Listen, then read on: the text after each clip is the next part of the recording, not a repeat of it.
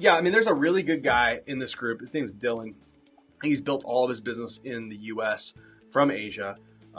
Listen, the internet doesn't know where you're at, right? I have clients in all different continents, so you can do this business wherever you are at.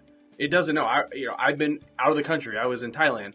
I can do business in Thailand, but I live here. So I think you have to stop thinking that because you live in a different place, at the end of the day, a lead is a lead. A phone call is a phone call. I don't care if you're in Kazakhstan or freaking Malaysia. It doesn't matter to me. The business owner doesn't care either, right? The cool thing about this group is, let's say you wanted to build in, I don't know, Orlando, Florida. Or let's say you wanted to build in Houston, Texas, or whatever. Man, you could go into this group and find 45 people in every one of those markets that are doing different things in different places and what have you, and just say, look, I'm getting 17 leads a day or 17 phone calls a day for an XYZ company. Hey, I'd love to partner up with you. You're kind of boots on the street. You're the local branch there. Are you interested?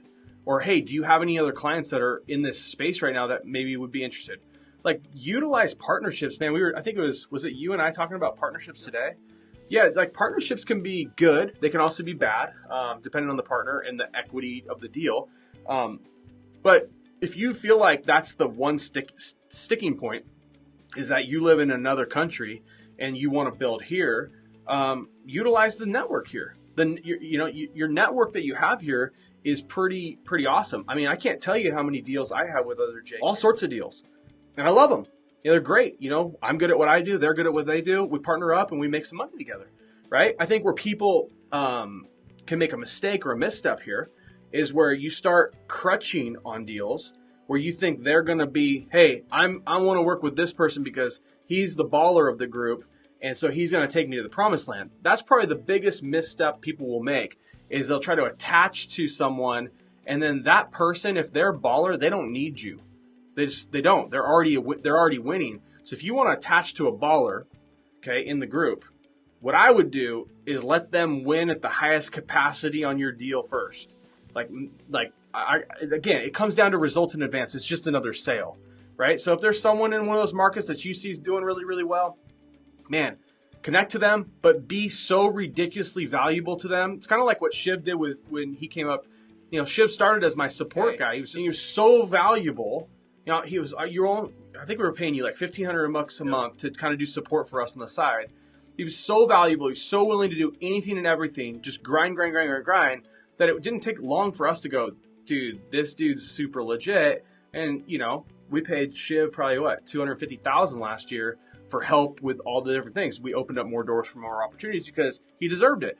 So if you're going to go into a partnership deal, into a different market and do stuff, like, bring the value first. Be so overly valuable. And this would be my same advice to when you work with business owners when you're getting started. The type of stuff I would do for a business owner to get them.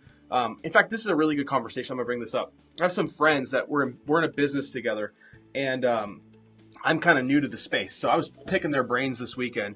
It's in the medical space. And we're talking about this specific area of medical, and it doesn't matter.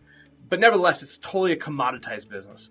And so I sat down with them. I said, well, what can we do to be completely different in this marketplace of it's a lot of old money and big money, okay, in this specific space. And so I was like, what can we do that could disrupt the marketplace in the space? I think the same question is here that you guys need to be asking yourselves in lead gen. Even when you're bringing a lead gen property to the table that's getting a bunch of leads, how do you make yourself so different that you're not just one of 10 people that they've talked to and they've put into this, oh, you're just a marketer box, right? How do you become so different to the marketplace? And that takes some time and some thought process, but put yourself in their shoes. If you owned a business, which you do, and someone came to you, if they were so different than the rest of the crowd and they stuck out because it was so almost like ridiculous what they were willing to do for your business, you would take notice of them rather than the norm or the normal person who they go through the same spiel. They're just the copycat. They just follow what everyone else is doing and they just fall in line. So for this medical deal that I'm working on, for me, I'm like, dude, we just got to disrupt. We got to disrupt. We got to be different. We got to come to the marketplace and shake it up.